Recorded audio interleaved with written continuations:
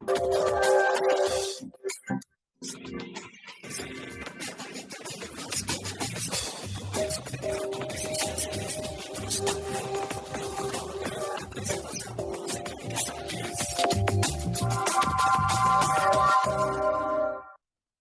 acompanha aqui na rádio RCI, programa Entre Livros, começando agora, com mais um autor convidado. Hoje a gente tem a presença do Alexandre Nonato, que é jornalista, graduado pela PUC de São Paulo, tem mestrado em jornalismo também pela Universidade Federal de Santa Catarina.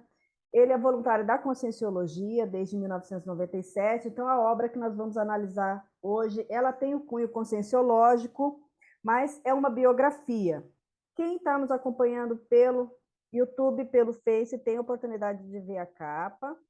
JK e os bastidores da construção de Brasília. Juscelino Kubitschek, então, é a personalidade que a gente vai hoje aprofundar um pouquinho, né, sobre a história dele. Então, Alexandre, seja muito bem-vindo ao nosso programa. Então, assim, a gente foca muito no conteúdo, e aí eu vou querer, então, que você nos conte a história dele, né? Então, quem foi JK, como é que foi a infância dele? Conta um pouquinho aí, e a gente vai, na medida que você for falando, a gente vai matando mais curiosidade. Bom, então, olá, Rose, muito obrigado pelo convite. Olá a todos que estão me ouvindo. Bom, eu vou falar assim, resumidamente, né? E aí você vai direcionando, que acho que talvez você queira dar algum foco específico, né?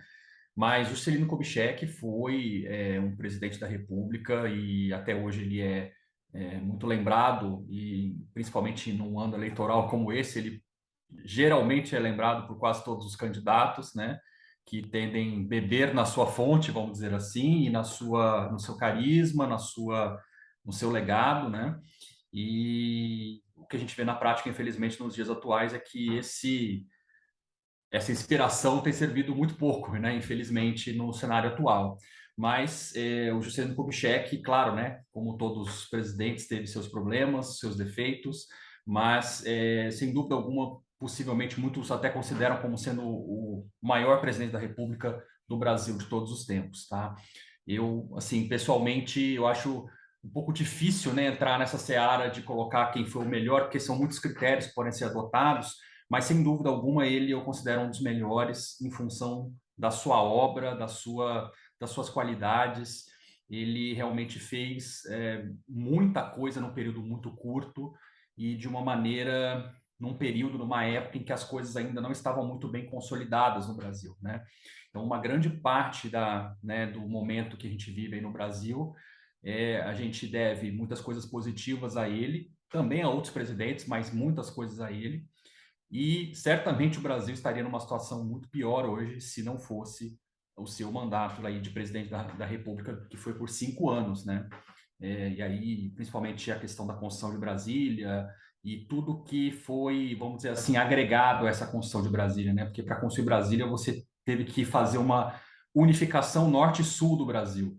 E naquela época, realmente, o Brasil era basicamente São Paulo, Rio de Janeiro, Minas Gerais, alguns outros estados, assim, pouco desenvolvidos, e litoral. O resto era o Brasil do interior, né? Com pouco acesso, ainda avião ainda não tinha muita coisa, aeroportos muito poucos, né, estruturados, estradas também muito precárias, não tinha uma indústria automobilística e muitas outras indústrias que ele consolidou, né, junto com outros presidentes, né. Vargas também teve alguns méritos nessa questão da industrialização do Brasil, mas Juscelino intensificou isso daí.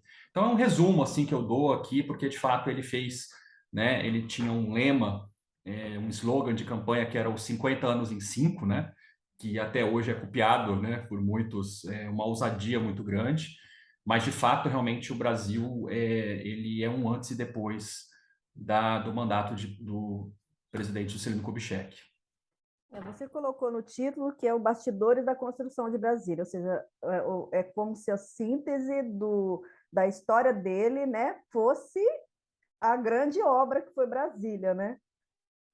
E aí eu queria que você Tem. falasse um pouco mais, assim, É, detalhadamente, esses uhum. bastidores. É muita informação, né? Mas a gente tem uma Sim, hora. sim. É, foi construído, assim, no caso do Juscelino Kubitschek, né, tem muitos livros sobre Juscelino Kubitschek e muitos livros sobre a construção de Brasília, sobre a história de Brasília. Então, muita história já foi contada, já foi falada. E tinha duas histórias em particular, né, muitas outras, mas duas em particular que não foram muito abordadas, e aí nesse livro a gente explorou um pouco mais. E uma delas foi a própria condição da gente ter como fonte, né, o professor Valdo Vieira, que é o propositor da Conscienciologia, e ele contava uma história justamente que foi para esse livro, né, e eu pude checar com outras fontes isso, né, eu fui pesquisar, mas que a construção de Brasília foi assim, não inspirada, mas teve um aporte, teve uma força, vamos dizer assim, de cartas psicografadas pelo Chico Xavier, né? Então, Juscelino Kubitschek, ele era, vamos dizer assim, um católico, né, oficialmente, mas ele era uma pessoa muito aberta, espiritualista, né? E, e ele tinha dois assessores, ele trabalhou por um tempo na Polícia Militar como capitão médico e ele fez muitas amizades. E ele fez amizades, então, com dois tenentes-coronéis, que eram o Jofre Leles e o Nélio Cerqueira. E eles eram espíritas, e então havia, vamos dizer assim, uma ponte desses dois amigos dele com o Chico Xavier e o JK, né? E durante a construção de Brasília, eles assim se colocavam muito à disposição para se pudesse levar alguma informação, alguma coisa, e o Juscelino então encaminhou algumas perguntas para os dois para que fosse levado para o Chico Xavier para que ele pudesse responder, esclarecer alguma coisa assim, né? São histórias que a gente não sabe muitos detalhes, mas o fato, né, o professor Valvieira acompanhou algumas dessas visitas, né, e essas psicografias que eram feitas.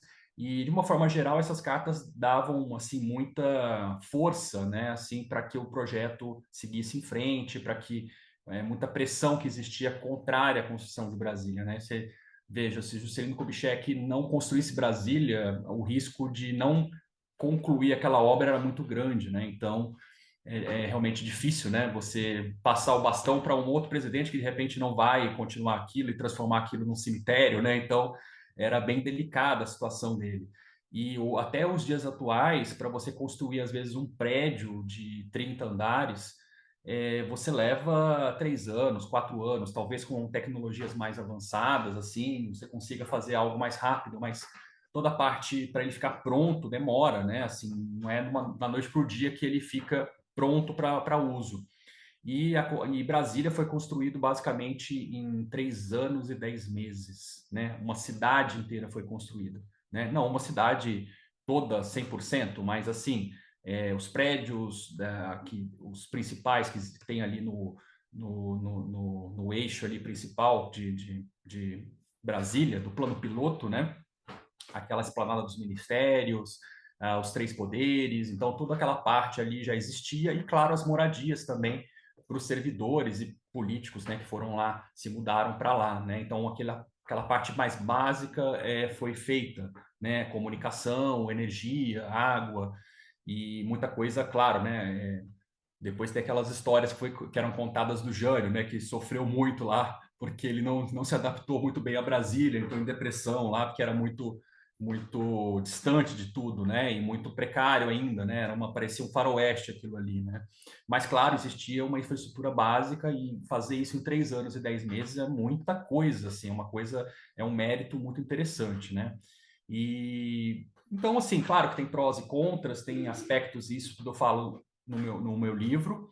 Essas mensagens, essas cartas, elas foram queimadas, né? Porque não havia interesse de divulgar isso e não havia interesse também de associar o Juscelino ao movimento espírita, né? Em função do contexto atual da época, que era muito católico. Mas o que se tem, né? Eu conversei com os filhos do Jofre Leles e do Nélio Cerqueira, também conversei com a Maria Estela, né? Que é a filha do Juscelino. Então, todos eles confirmaram essas histórias, essas cartas que foram feitas, né? Tudo isso foi confirmado verbalmente por essas pessoas, não só pelo professor Waldo Vieira, que contava essas histórias, pelo lado ali do Chico Xavier, que ele era parceiro ali, né, de trabalho naquela época, mas também por essas pessoas que estavam ali por outros lados ali e foram testemunhas desse processo, né? Então foi uma história interessante. E a outra história também que eu conto lá, essa é contada um pouco em alguns livros, que é a relação dele com o José Arigó, né? O Zé Arigó. Então também havia essa relação de amizade entre eles e inclusive foi feito um procedimento ali de cirurgia, né, espiritual com a Márcia, que tinha alguns problemas. A Márcia era filha do Juscelino, tinha alguns problemas ali mais sérios em relação, se não me engano, acho que era a coluna dela.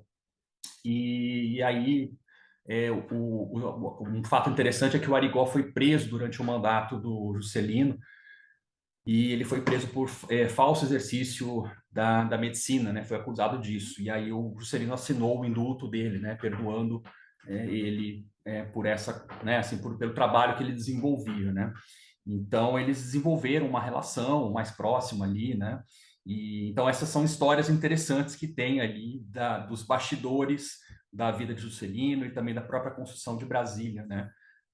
Isso são muitas histórias e, claro, né, não dá para contar todas as histórias sobre o dia a dia de Brasília, né? Sobre o dia a dia de Brasília também tem muita coisa na parte de construção, na parte, né, assim, dos candangos que foram lá construir. Então, é muita coisa que tem para colocar, muito material que tinha para colocar nesse livro e teve que ser feito um foco para poder terminar esse livro, né? E principalmente também porque o objetivo desse livro sempre foi fazer sobre a ótica da Conscienciologia, né? Então, com base nisso, esse era um outro problema também, porque foi uma primeira biografia que a Conscienciologia não tinha antes, assim, né? Fazer uma biografia sobre a ótica da Conscienciologia.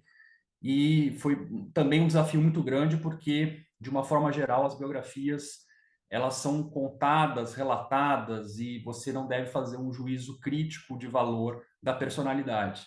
E a Conscienciologia faz, na verdade, um juízo de valor da personalidade, porque ela estuda a personalidade, então ela tem que fazer isso, né? A Conscienciologia.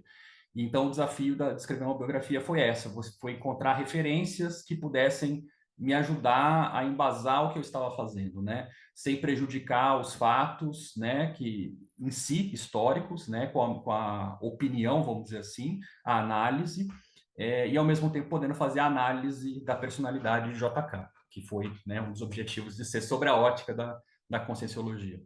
Agora, só a título de curiosidade, tem assim menções sobre o JK ter sido uma personalidade do passado, que também criou uma cidade, agora eu não estou lembrando qual que é.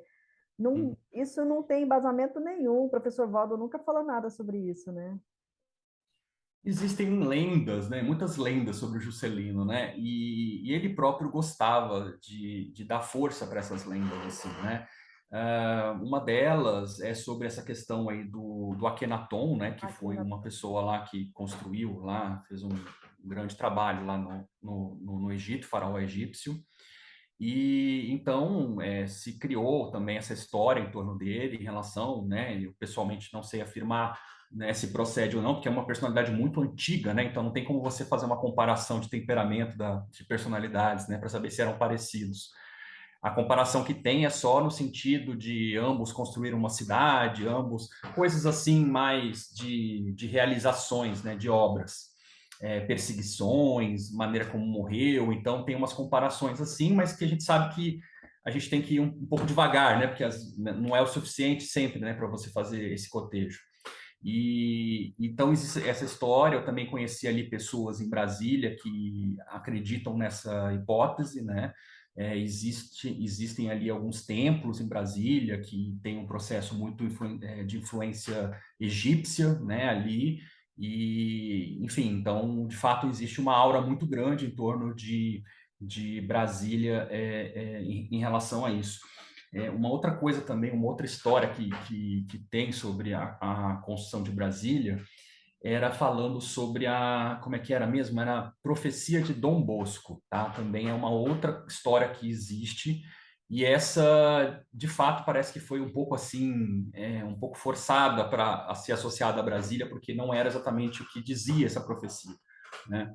Então, parece, num determinado trecho ali dos escritos de Dom Bosco, que depois virou um santo, né, e tudo mais, ele dizia que de uma certa área iria jorrar leite, mel, riquezas, né? Ele colocou metáforas e determinadas pessoas pegaram aquele trecho, mas não colocaram exatamente o contexto e as palavras certas e associaram aquilo à construção de Brasília. Então, como se houvesse uma profecia ali da construção de Brasília, né? Só que essa história parece que pessoas que eram mais estudiosos de Dom Bosco, né, depois que viram essa história rolando, depois falaram, não, mas não é exatamente isso que foi falado. Então, houve uma contestação em torno disso. Mas, por um bom tempo ali, o Juscelino, inclusive, falava dessa história, né, contava, porque isso ajudava muito em criar uma mística em torno de Brasília, né, da condição de ser um local especial, de ser um local, enfim, até hoje, né, aquela região lá, não só Brasília, mas aquela região ali tem ali por perto São Tomé das Letras, tem uns locais ali que são meio assim alternativos, né? Então atraem muito esse tipo de processo. Então, mas o que se sabe de fato é que essa história assim foi um pouco assim forçada para caber ali na mística de Brasília, tá? Mas de fato isso daí se falava bastante sobre Brasília, né? Essa questão aí da profecia que foi uma das profecias de Dom Bosco, a construção de Brasília, mas não foi exatamente assim que aconteceu.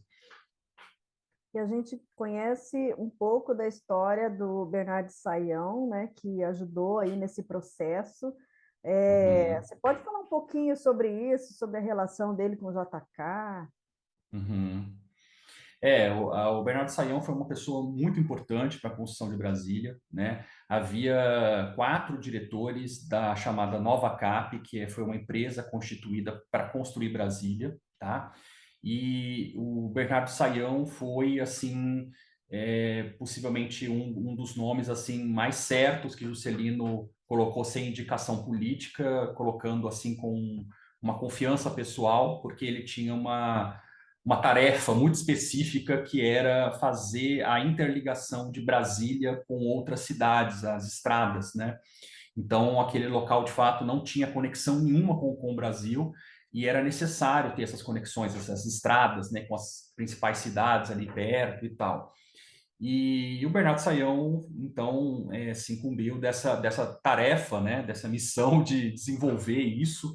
Não é algo muito fácil, porque basicamente você tinha que ali desbravar uma floresta, um matagal, um local que não tinha, assim, vamos dizer assim, ainda muitas cidades ali por perto, né? Tinha ali talvez 50, 100 quilômetros ali, mas precisava ter estradas conectando.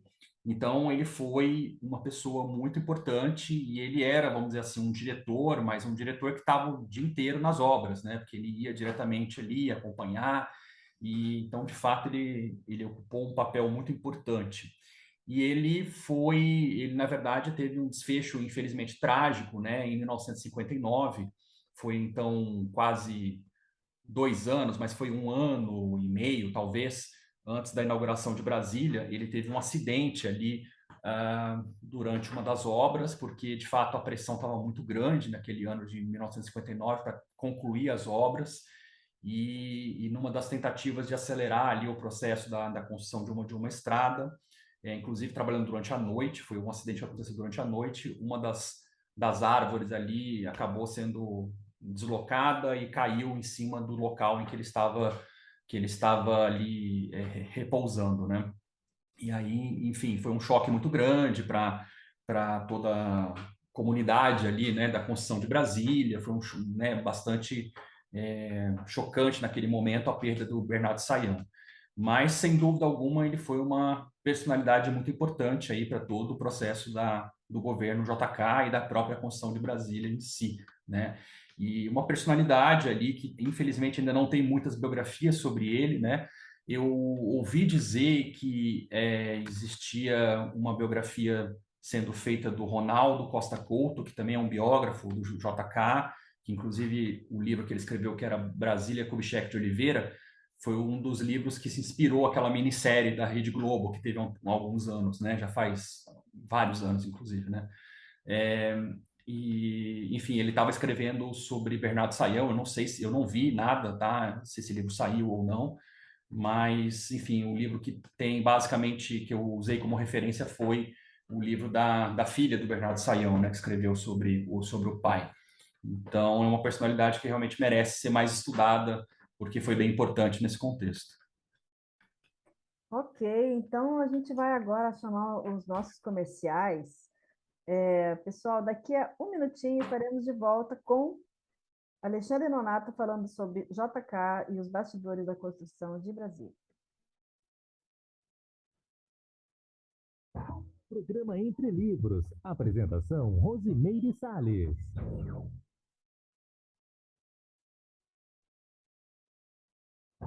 Voltamos a apresentar Programa Entre Livros. Apresentação Rosimeire Salles. JK e os bastidores da construção de Brasília, uma biografia com base nos estudos da Conscienciologia também, sendo apresentada aqui por Alexandre Nonato. Alexandre, você falou de duas personalidades aí, aliás, duas, né? O Chico Xavier, você falou do Valdo Vieira, você falou do Bernardo Saião, e uma outra personalidade que tem a ver com o grupo, né, da CCCI é o Oscar Niemeyer. Você pode falar um pouquinho da participação dele nesse processo da construção? Ah, sim. Olha, né, nessa área da parte de urbanismo e arquitetura, duas personalidades foram bem importantes, né? A de Lúcio Costa e a do Oscar Niemeyer. Então, foi feito um concurso, foi feito um edital para escolher o melhor projeto para Brasília.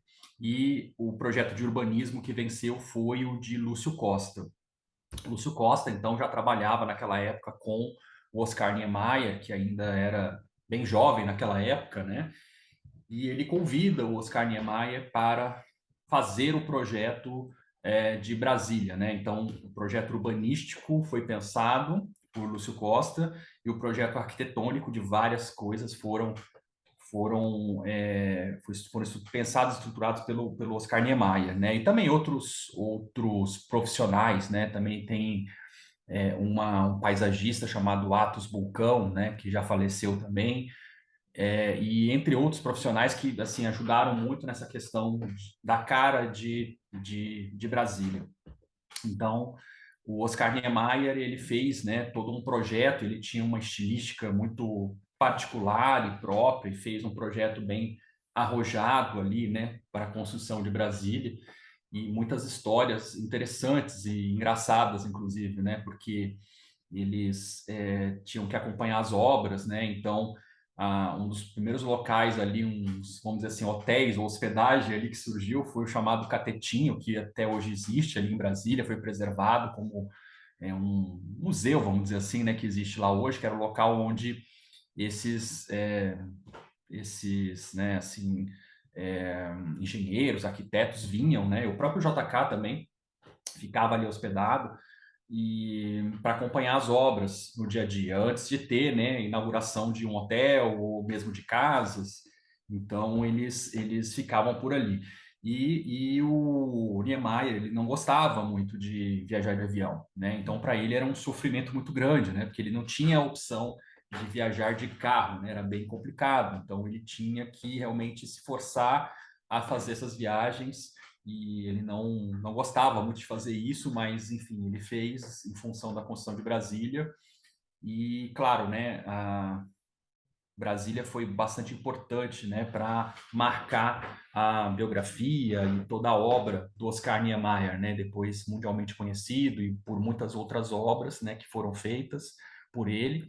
Mas ele ainda moço, vamos dizer assim, começou ali a trabalhar, né, com o Lúcio Costa e sem dúvida alguma eles foram assim muito importantes para dar a cara ali, né, de Brasília, um ar mais de modernidade, algo assim diferente, né? Porque realmente era muito difícil assim fazer. Hoje é muito natural para a gente pensar nisso, né? Porque a gente pensa que internacionalmente se sabe que o melhor é você ter uma capital na região mais central de um país, de uma geografia, né?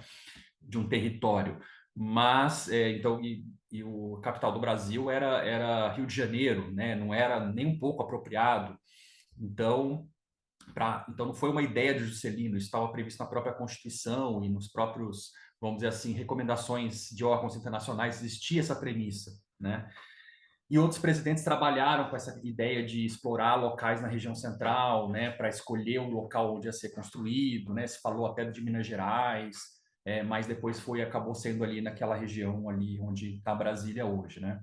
Mas então foi tudo muito difícil, né? Porque você imagina, principalmente para os servidores, para fazer uma mudança, você sair do Rio de Janeiro para você ir para Brasília no meio do nada, era realmente um caos, assim, era uma coisa que, né, você ia ter que levar toda a família, toda a sua vida que estava no Rio de Janeiro para um local ali novo, um local distante.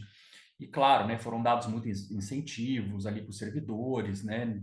Muitos não foram, mas muitos foram também com a tentativa de ganhar a vida, vamos dizer assim, né, com os incentivos que foram dados, né? E muita gente cresceu ali, então, em Brasília. Claro, né, o Niemeyer tinha uma visão assim muito idealista de algumas coisas, né? Então ele tinha um sonho de que ele ia fazer aquele projeto e era um projeto ali do plano piloto. Quem ali conhece a região sabe ali que tem alguns prédios que são muito padronizados, né? Então são prédios assim muito iguais, assim, né? E claro, depois Brasília cresceu, né? Desenvolveu outras coisas, tem algumas regras, mas depois outras coisas cresceram.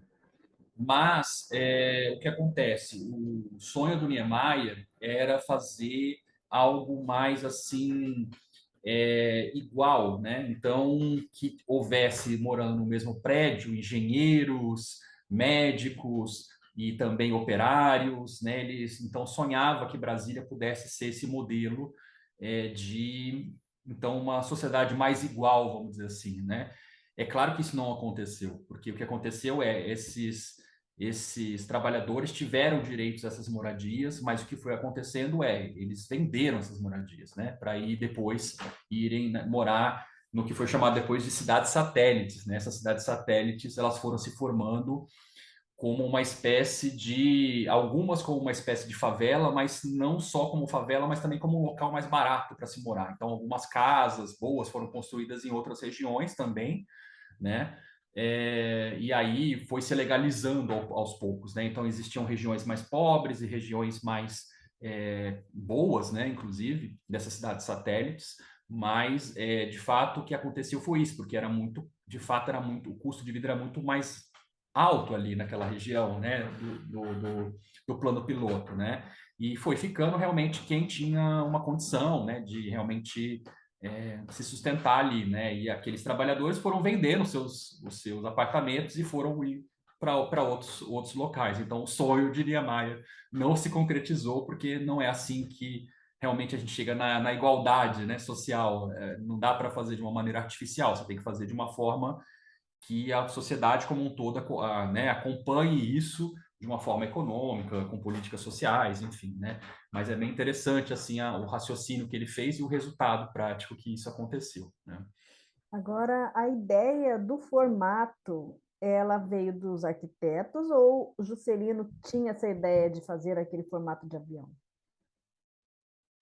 Não, na verdade ele não foi ideia de Juscelino, tá? Foi uma ideia que teve do Lúcio Costa, tá? O Lúcio Costa então fez aquele plano urbanístico, né? Em que ele pensou de uma forma macro como que seria construído Brasília, e ele não tinha uma noção exata daquilo no primeiro momento, né? Ele fez com algumas ideias, mas ele era uma pessoa também que ele reconhecia que ele tinha muita inspiração para fazer alguma.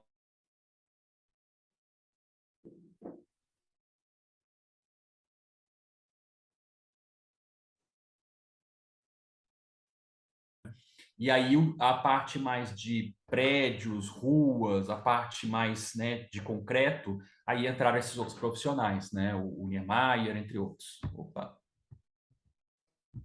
Agora, deu uma travadinha aqui, mas a gente consegue seguir. Agora, em relação ao Juscelino, né? Você pode falar um pouco assim da história dele, quem era ele, né? Ok, a gente conhece o presidente, mas a consciência Juscelino, você também estudou um Rose? pouco, né? Então, a personalidade do JK, a gente conhece a história da construção de Brasília em si, mas o personagem Juscelino, quem é ele? Né? Você pode falar um pouquinho assim da história dele, para a gente conhecer até conscienciologicamente falando, você chegou a fazer um perfil, né, conscienciométrico. Então, quem é essa personalidade JK? Olha, o Juscelino, ele tem uma história muito interessante, né? É, ele, ele nasceu de uma família, assim, com bastante limitações financeiras, né?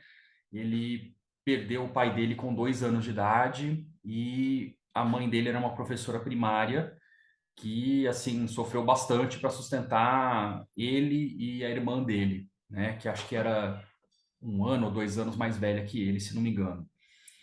E então, por essa razão também, eles foram muito unidos, assim, né, como família, assim, eles eram muito integrados, assim, e ao mesmo tempo, por ela ser professora, ela tinha esse valor muito forte, né? Então, o Juscelino foi muito bem, assim, amparado nesse sentido de ter uma preceptora, assim, muito forte nessa parte de educação.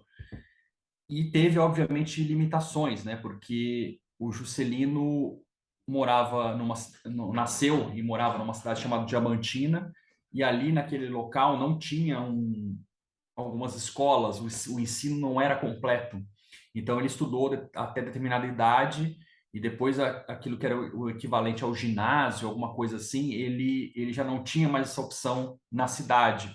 Então as pessoas que tinham mais dinheiro iam fora, né, estudar, ou não estudavam, ou estudavam no internato, que era para formação de padres ali, né? E aí tem histórias muito interessantes, né, sobre isso, né? Porque o padre, né, jogou uma conversa para a mãe ali, para o menino, né, falando que tipo, olha, se você disser que você tem intenção de você ser padre, você pode ter os estudos de graça. Você tem a intenção, né, de se tornar um padre? Aí o Juscelino, não, eu não quero ser padre. E, enfim, então foi uma coisa assim frustrante, né? Porque ele poderia ter, vamos dizer assim, enganado ali, né? Jogado uma conversa, mas ele foi sincero ali naquele momento e ao mesmo tempo não, enfim, ele ficou ali, né? Sem a possibilidade de estudar, porque não havia condição de pagar, porque era muito caro ali aquele estudo que existia naquele internato. Eu não me lembro agora qual foi a solução que se arrumou, mas eles conseguiram uma bolsa para ele, tá? Eu não me lembro agora os detalhes, mas ele conseguiu estudar com uma bolsa ali depois de algumas tentativas, negociações, e então ele passou a estudar naquele internato, né? Que era um local que basicamente ele tinha que ficar ali o dia todo estudando, né? E obviamente tinha alguns programas religiosos ali também que fazia parte, né? Da própria condição ali daquela escola em si, mas foi muito importante para ele, né? E depois de um tempo, ele acabou, vamos dizer assim, ele acabou tendo que pensar em soluções para ele estudar fora, né? Fazer alguns cursos fora para ele poder sair ali da cidade, né? Porque ele não ia ter muito futuro ali, né? Então a história de vida dele é bem interessante, é bem curiosa, assim, a maneira como ele vai ingressando, assim, passo a passo na questão dos estudos dele. Ele mais tarde, então, faz o curso de medicina, entra para o curso de medicina, também a duras custas, né? Ele trabalha como num telégrafo ali durante a noite, o dia inteiro, e depois à noite ele trabalhava num telégrafo, e ao mesmo tempo também acho que teve ajuda um pouco da mãe ali, que não tinha nada, mas acho que vendeu umas joias de família para ajudar a bancar algumas coisas ali iniciais, né? Que era um curso muito caro. E dessa forma, então, ele vai, aos poucos, ele vai caminhando, né? E ele vai indo em direção aos objetivos de vida dele. E, curiosamente, ele entra para a política como médico, né?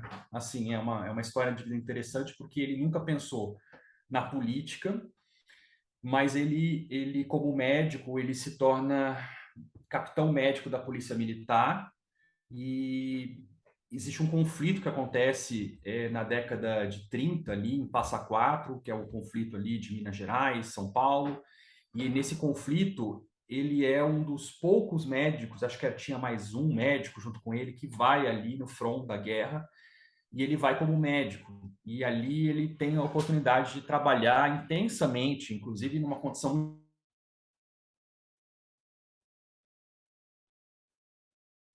de feridos, e ali naquele contexto também todo mundo tinha que se ajudar muito, né? E, opa, para mim aqui, tá tudo certo?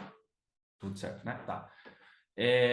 Todo mundo tinha que se ajudar. E ali ele conhece uma personalidade chamado Benedito Valadares, que era um político, né, de Minas Gerais, e ele conhece o Juscelino, então, em Passa Quatro, né, o trabalho que ele faz e tal, e ele começa, o Benedito Valadares, então, a ver o potencial que o Juscelino tinha como político, né, assim, como uma pessoa que podia entrar na política e se sair bem. E o Juscelino não queria isso, né? Ele estava com foco todo na medicina, né? E tem histórias engraçadas, né? Eu não sei se exatamente aconteceu dessa forma, né? Mas alguns livros contam essas passagens dessa maneira, que ele estava então, assim, ele foi convidado para não era um comício, acho que era a posse do Benedito Valadares, que ele estava acho que como prefeito de Belo Horizonte, eu já não me lembro se ele era secretário ou prefeito. Eu sei que o Benedito Valadares, ele nomeia ali naquele discurso, sem o Juscelino saber, nomeia ele como para um cargo político ali, entendeu? Ele faz aquilo publicamente na frente de todo mundo aplaude ele, e ele fica ali meio constrangido, não fala não, né, e tal. E é dessa forma que ele entra, então, na carreira política, né? O primeiro cargo político dele, então, é dessa forma. E aí, assim, né? O Benedito Valadares, que era um típico político mineiro, falava assim que ele, né? A partir daí, então, o Juscelino seria picado pela mosca azul da política, né? Porque, de fato, dali ele não parou mais, né? Ele foi, de fato, só cada vez mais se envolvendo mais com a política, né? Ele foi num crescendo. Claro que teve as crises políticas no Brasil, aí acabou que ele se afastou um pouco, depois virou deputado, e aí até ele conseguia entrar como prefeito, depois governador, e aí foi numa escalada até presidente da República, né? Então, a personalidade do Juscelino, assim, eu considero que ele tem, assim, qualidades, assim, de uma pessoa muito determinada, de self-made man, sabe? De alguém que realmente construiu a vida vamos dizer assim, uma condição bem precária que tinha ali da cidade dele, para ele poder, vamos dizer assim, chegar num patamar que era pouco provável, né, assim, para a condição dele, né? E, enfim, ele faz uma especialização depois na França, em medicina. Naquela época era extremamente difícil fazer isso, né? Os médicos não pensavam em fazer isso. Era tipo, não, já me formei médico, eu fico por aqui mesmo, faço um curso por aqui mesmo e tá tudo certo. E ele resolve, né, pegar tudo que ele tinha ganhado até aquele momento e investir numa especialização. Então ele era uma personalidade muito inquieta, né? Ele era uma personalidade que não conseguia ficar quieto, é, e isso de uma certa forma ajudou muito ele, sabe? Assim, a ele crescer e chegar onde ele queria. Ele era muito determinado. Ok, estamos conhecendo um pouquinho mais então sobre Juscelino Kubitschek na obra JK, Os Bastidores da Construção de Brasília, com Alexandre Nonato. A gente vai agora chamar nossos amigos patrocinadores e um minutinho estaremos de volta. Programa Entre Livros. Apresentação Rosimeire Salles.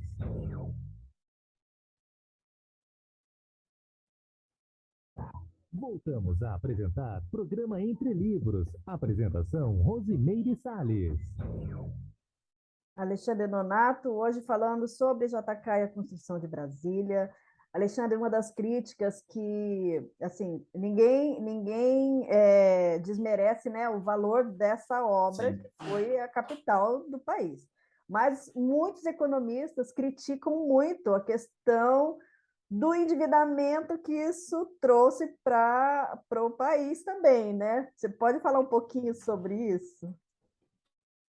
Pois eu tenho capítulos que falam sobre isso, né? Os números são bem interessantes, né?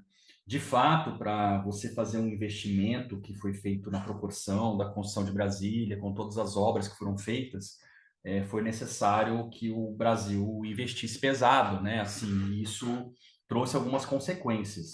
Mas o que, assim, eu vejo, né? Essa foi a minha opinião, assim, formada depois de conversar muito, estudar muito sobre esse assunto, é que existem dois tipos de endividamentos, né? Se você tem um endividamento que você faz por má gestão, mau investimento, ou você investe em coisas boas, mas aquilo se tornam passivos muito fortes, né, para o país. E o Juscelino, ele realmente gastou muito, investiu muito, houve um endividamento, mas que nem se compara ao que se tornou depois em outros governos, né? Mas ele gastou em coisas, e eu não estou falando que foi 100% perfeito, claro, mas ele gastou em coisas que realmente ficaram como, assim, bens para o país de uma maneira muito séria, né? Então, você imagina, por exemplo, o Brasil, antes de Juscelino, tinha uma,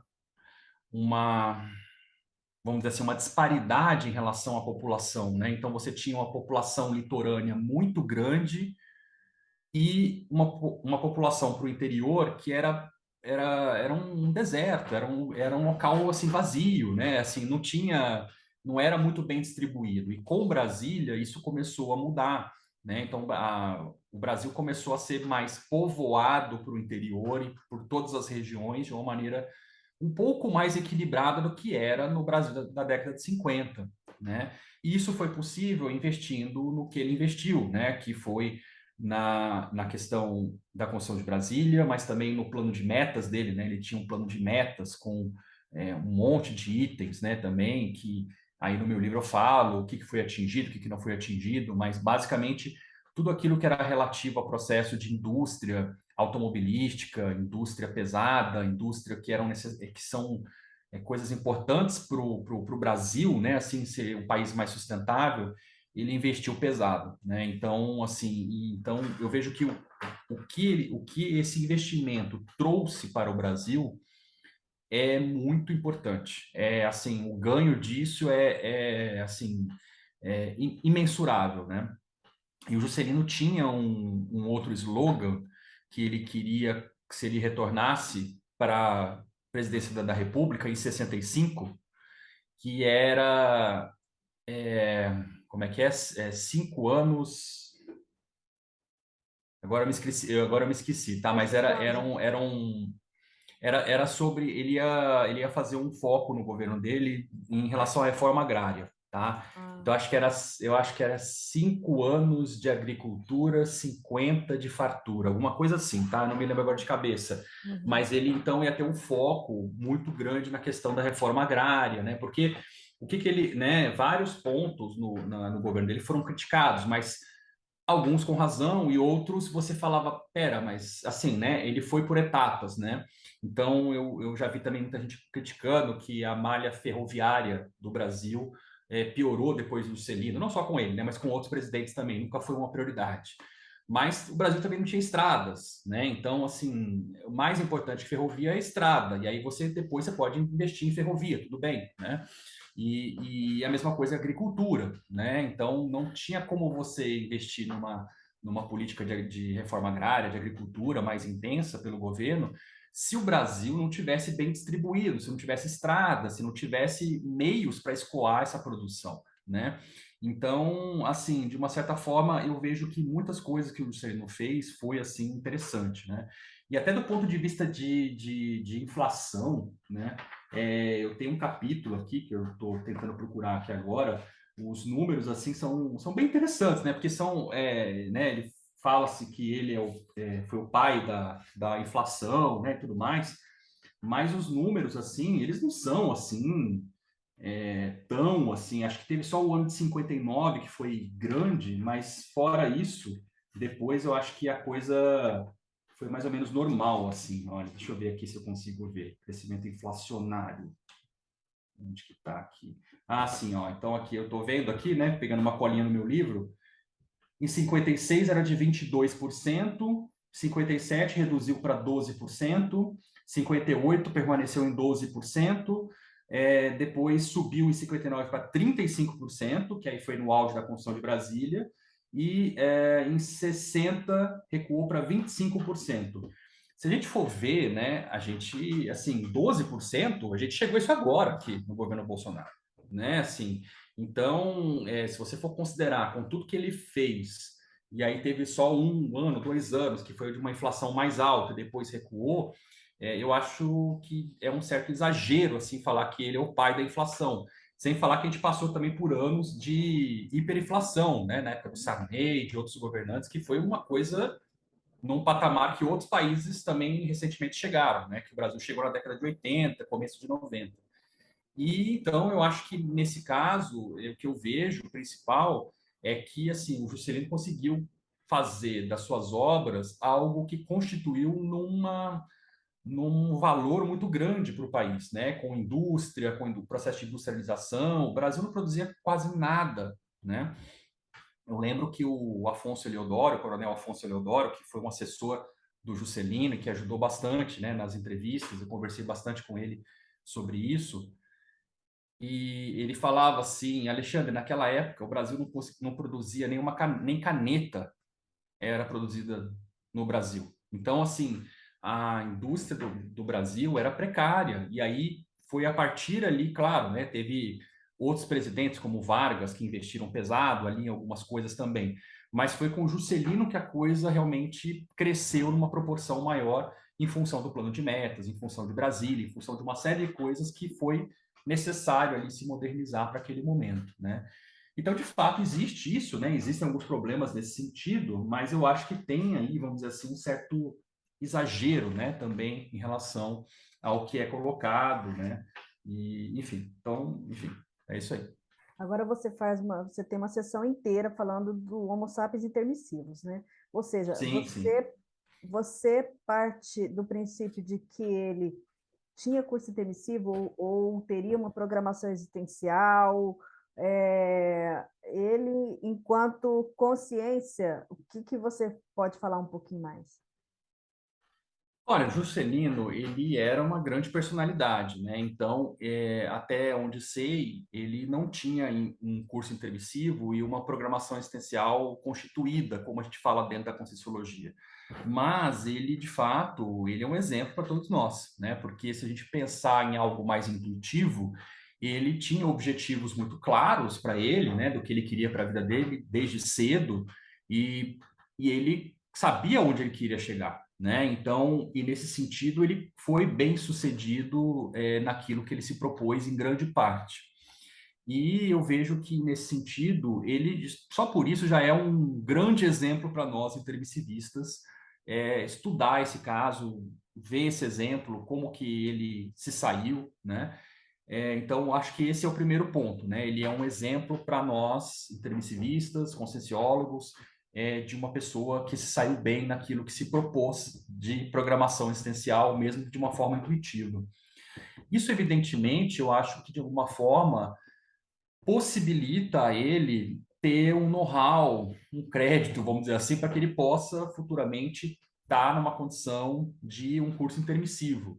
Mas eu, honestamente, a minha hipótese que eu tenho com relação a essa personalidade é que eu acho que, assim, o curso intermissivo ele existe para aquelas consciências que estão fazendo uma virada em termos de bússola evolutiva, né? De mexer no ponteiro para qualificar os trafores para um fim mais interassistencial, né?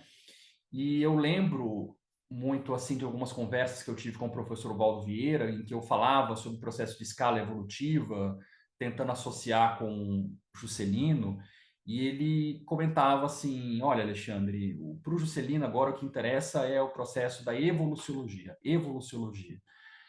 E realmente a gente vê nesse momento que como a Conscienciologia ela é constituída de uma forma didática, mas a gente tem que aprender muito com a prática, né, e com os exemplos.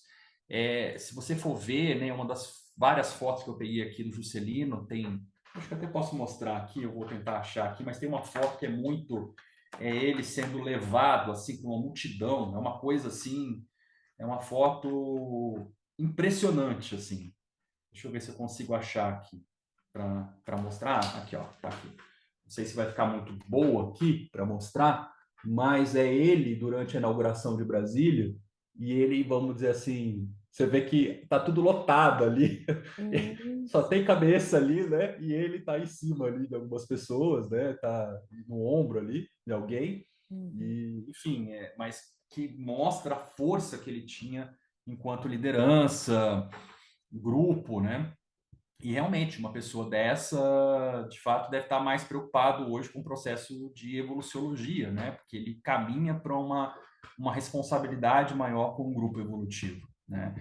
E aí a gente também tem ele como um exemplo para ver a própria conscienciologia de uma maneira mais ampla, né? De ver que a gente está aqui falando de epicentrismo, de esperticidade, mas que outras pessoas talvez estejam pensando não que esteja num nível de escala evolutiva talvez muito maior que o nosso, mas estão pensando em evoluciologia já, né? Porque o seu contexto pessoal, aquilo é mais pertinente, né? E com o JK me parece que é isso, entende? Assim, ele tem algumas condições que de fato ele mexe com um grande público assim de uma maneira assim muito interessante, né? Então acho que esse é um ponto que eu aprendi muito ao estudar essa personalidade, né? Olhar a escala evolutiva de uma maneira que a gente tenha como referencial e olhar o nosso contexto atual, o que é mais prioritário.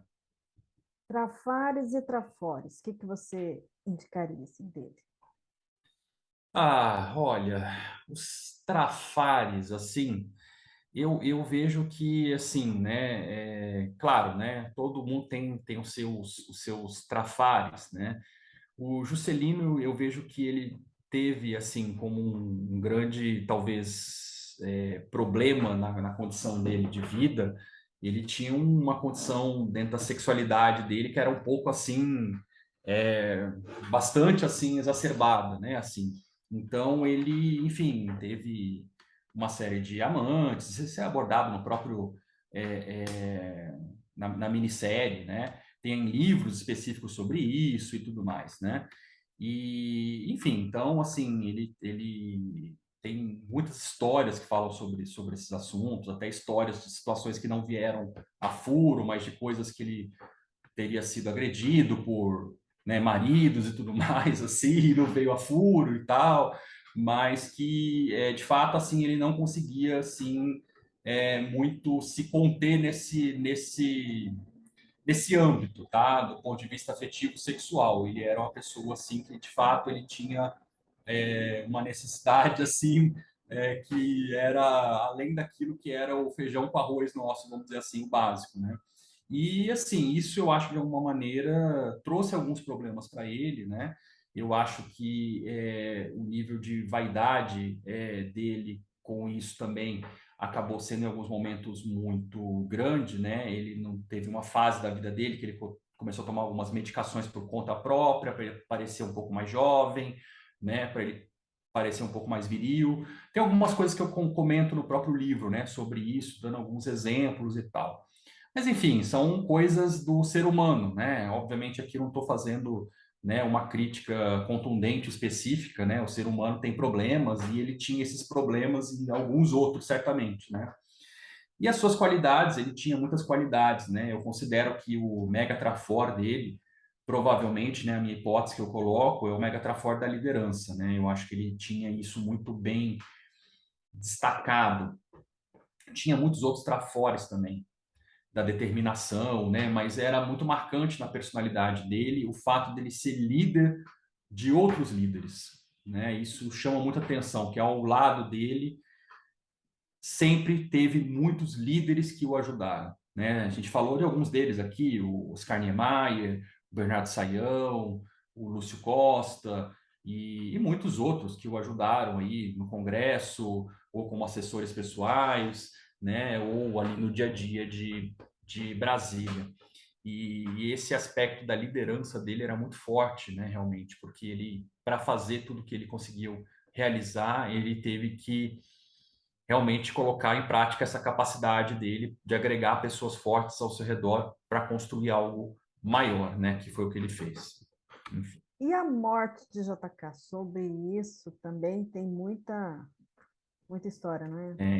Tem. É, isso aí dá uma entrevista só sobre isso, né? Aqui eu não A vou me gente tem delongar. 5 minutos. Quanto tempo? 5 minutos.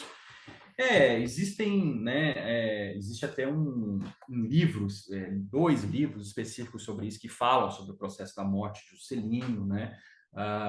Inclusive existe também filmes, documentários que falam sobre a Operação Condor, que existiu aqui no Brasil, que foi para eliminar lideranças democráticas no período militar aqui da América Latina.